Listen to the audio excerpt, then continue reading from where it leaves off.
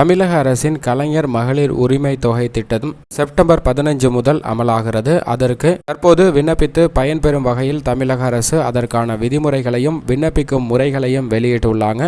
இந்த பதிவுல அதனையும் குறித்த முழுமையான தகவலை பார்ப்போம். என்னென்ன விஷயங்களுக்கு விதி விலக்கு அறிவிக்கப்பட்டுள்ளது, எந்தெந்த அட்டைகளுக்கு உதவித்தொகையானது வழங்கப்படும், மேலும் என்னென்ன நிர்ணயங்கள் செய்யப்பட்டுள்ளன, குடும்ப தலைவிகளுக்கு 1000 ரூபாய் வழங்குவதற்கு என்னென்ன வரையறைகள் வரைக்கப்பட்டுள்ளன என்பதையும் சற்று விரிவாக பார்க்கலாம். மகளிருக்கு மாதந்தோறும் 1000 ரூபாய் உரிமை தொகை வழங்கும் திட்டமானது தமிழக அரசு செப்டம்பர் 15ஆம் தேதி முதல் துவங்குகின்றனர். அதற்கான விண்ணப்பிக்கும் பணிகளுக்கு முழுமையான தகுதிகளை தற்போது வெளியிட்டுள்ளனர். அதன் அடிப்படையில் விண்ணப்பிக்கும் முறையை பொறுத்தவரைக்கும் குடும்ப தலைவிகளுக்கு கலைஞர் மகளிர் உரிமை தொகை திட்டத்தில் பயன்பெறுவதற்கு 21 வயது பூர்த்தி ஆகியிருக்க வேண்டும். 21 வயது பூர்த்தியான அனைவருமே இந்த திட்டத்திற்கு விண்ணப்பிக்கலாம். ஆனால் ஒரே குடும்ப அட்டையில் ஒன்றுக்கு மேற்பட்ட பெண்கள் இருந்தால் அந்த குடும்பத்தில் அனைவருமே ஒரே குடும்பமாக தான் கருதப்படுவர். ஒரே குடும்ப அட்டையில இடம்பெற்றுள்ள யாராவது ஒரு நபர் மட்டும்தான் பயன்பெற முடியும். மேலும் இதற்கு விண்ணப்பிப்பதற்கு ஆன்லைன்ல விண்ணப்பிக்க முடியாது. விண்ணப்ப முகாம்கள்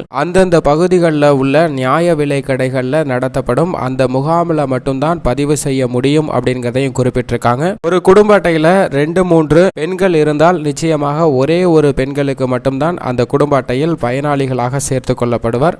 மேலும் இந்த திட்டத்தில் என்னென்ன வரையறைகள் வரையறுக்கப்பட்டுள்ளன என்று பார்த்தால், முதலாவதாக ரேஷன் கார்டில் குடும்ப தலைவியின் பெயர் இடம்பெற்றிருக்க வேண்டிய அவசியம் இல்லை. குடும்ப தலைவியின் பெயர் அவசியம் இல்லை அப்படிங்கிறத குறிப்பிட்டிருக்காங்க. அது மட்டுமல்லாது குடும்ப தலைவருடன் பெயரில் ரேஷன் அட்டை இருந்தாலும் அந்த ரேஷன் கார்டில் பெண்களின் பெயர் இருந்தால் போதும் அப்படிங்கிறத குறிப்பிட்டிருக்காங்க. இதற்காக நீங்க ரேஷன் கார்டில் குடும்ப தலைவியின் பெயரை மாற்ற வேண்டிய அவசியம் இல்லை. குடும்ப தலைவியில ஆண்கள் பெயரானது அந்த குடும்ப அட்டையில் குறிப்பிடப்பட்டிருந்தால் அந்த ஆணின் மனைவி குடும்ப தலைவியாக கருதப்படுவார். அவர் அந்த விண்ணப்பிப்பதற்கு தகுதியான நபர். உரிமை தொகை பெறுவதற்கு எந்த ரேஷன் அட்டைகளும் வரையறை செய்யப்பட்டுள்ளன. எந்த வகையான ரேஷன் அட்டை இருந்தாலும் இந்த திட்டத்தில் பயன்பெறலாம். ஆனால் வரையறையானது செய்யப்பட்டுள்ளது. ஆண்டு வருமானம் 2,50,000 குறைவாக இருந்தால் மட்டும்தான் விண்ணப்பிக்க முடியும் அப்படிங்கிறத குறிப்பிட்டிருக்காங்க. 2,50,000 குறைவாக ஆண்டு வருமானம் பெறக்கூடிய அனைத்து குடும்பங்களுமே இந்த திட்டத்தில் இணைந்து பயன்பெறலாம்.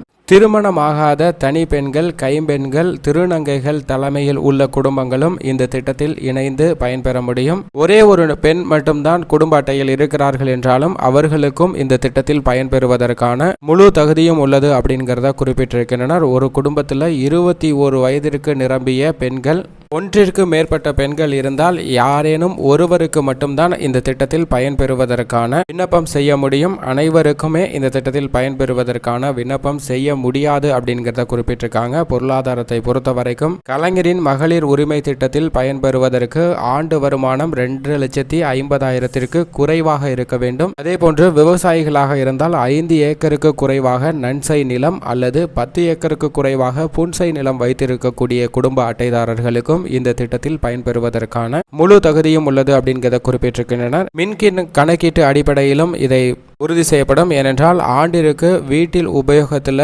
3600 யூனிட்டிற்கு குறைவாக பயன்படுத்த வேண்டும். மேலும் விண்ணப்பிக்கும் போது ஒவ்வொன்றிற்கும் தனித்தனியான ஆவணங்கள் இணைக்க வேண்டிய அவசியம் இல்லை அப்படிங்கிறத குறிப்பிட்டிருக்காங்க. ஏன்னா தனித்தனியாக வருமான சான்றிதழ் அல்லது நில ஆவண சான்றிதழ் பெற்று இணைக்க வேண்டிய அவசியம் இல்லை அப்படிங்கிறதையும் குறிப்பிட்டிருக்காங்க. கலைஞரின் மகளிர் உரிமை தொகை திட்டத்தில் பயன்பெற தகுதியில்லாத நபர்களாக பார்க்கப்படுவது 2002க்கு முன்னதாக பிறந்த பெண்மணிகள் 21 வயதிற்கு குறைவாக இருந்தால் இந்த திட்டத்தில் பயன்பெற முடியாது. அதே போன்று ஆண்டு வருமானம் 2,50,000 மேல் ஈட்டக்கூடிய குடும்பங்களுக்கு இந்த திட்டத்தில் இணைந்து பயன்பெற தகுதியில்லை. குடும்பத்தில் 2,50,000 மேல் வருமானம் ஈட்டி வருமான வரி கணக்கு தாக்கல் செய்பவர்களாக இருந்தாலும் இந்த திட்டத்தில் பயன்பெற முடியாது. ஆண்டிற்கு 2,50,000 லட்சம் மேல் வருமானம் ஈட்டி தொழில் வழி செலுத்துபவர்களாக இருந்தாலும் இந்த திட்டத்தில் இணைந்து பயன்பெற முடியாது. மாநில ஒன்றிய அரசின் ஊழியர்கள் இந்த திட்டத்தில் பயன்பெற முடியாது. பொதுத்துறை நிறுவனங்களான வங்கிகள், வாரியங்கள், உள்ளாட்சி அமைப்பு, கூட்டுறவு அமைப்புகளில் பணியாற்றக்கூடிய ஊழியர்கள் மற்றும் ஓய்வூதியதாரர்களும் இந்த திட்டத்தில் இணைந்து பயன்பெற முடியாது.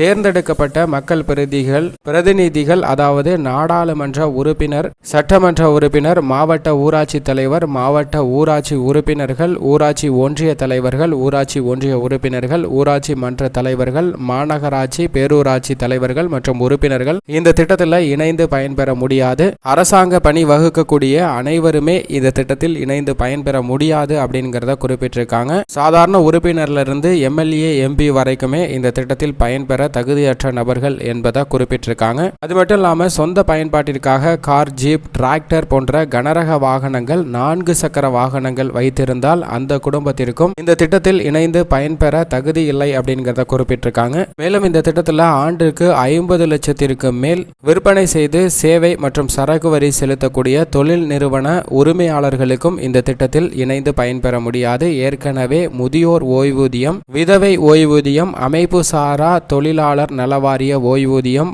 போன்ற சமூக பாதுகாப்பு திட்டங்களில் ஓய்வூதியம் பெறுபவர்கள் மற்றும் அரசிடமிருந்து ஓய்வூதியம் பெறக்கூடிய குடும்பங்களுக்கு இந்த திட்டத்தில் இணைந்து பயன்பெற தகுதி இல்லை அப்படிங்கிறத குறிப்பிட்டிருக்காங்க. மேற்கண்ட தகுதிகளில் ஏதேனும் ஒரு வகைப்பாட்டின் கீழ் வந்தாலும் அந்த குடும்பத்திற்கு இந்த கலைஞரின் மகளிர் உரிமை திட்டத்தில் இணைந்து பயன்பெறுவதற்கான தகுதி இல்லை என்பதை தெளிவாக குறிப்பிட்டிருக்காங்க. அதே சமயம் யாருக்கெல்லாம் கிடைக்கும் அப்படின்னு பார்த்தா, நடைபாதை வணிகம் செய்திடும் மகளிர், வயல்வெளிகளில் வேளாண்மை பணிகளில் ஈடுபட்டிடும் தாய்மார்கள், அதிகாரை, கடற்கரை நோக்கி சென்றிடும் மீனவ குடும்பத்தில் உள்ள மகளிர், கட்டுமான தொழில் புரியக்கூடிய மகளிர், சிறு கடைகள், வணிகம் மற்றும் சிறு தொழில் நிறுவனங்கள்ல பணியாற்றக்கூடிய மகளிர், ஒரே நாள்ல ஒன்றிற்கும் மேற்பட்ட இல்லங்கள்ல பணியாற்றக்கூடிய மகளிருக்கும் இந்த திட்டத்தில் இணைந்து பயன்பெறுவதற்கான வழிமுறைகள் செய்யப்பட்டுள்ளன. அது மட்டுமல்லாது ரேஷன் கார்டு, ஆதார் கார்டு இல்லாவிட்டாலும் இந்த திட்டத்தில் பயன்பெறுவதற்கான வழிவகை செய்யப்பட்டுள்ளது. சமுதாயத்தில் உள்ள விளிம்பு நிலையில் மக்களாக சாலை ஓர குடியிருப்பு, பழங்குடியினர், தூய்மை பணியாளர் மற்றும் இதர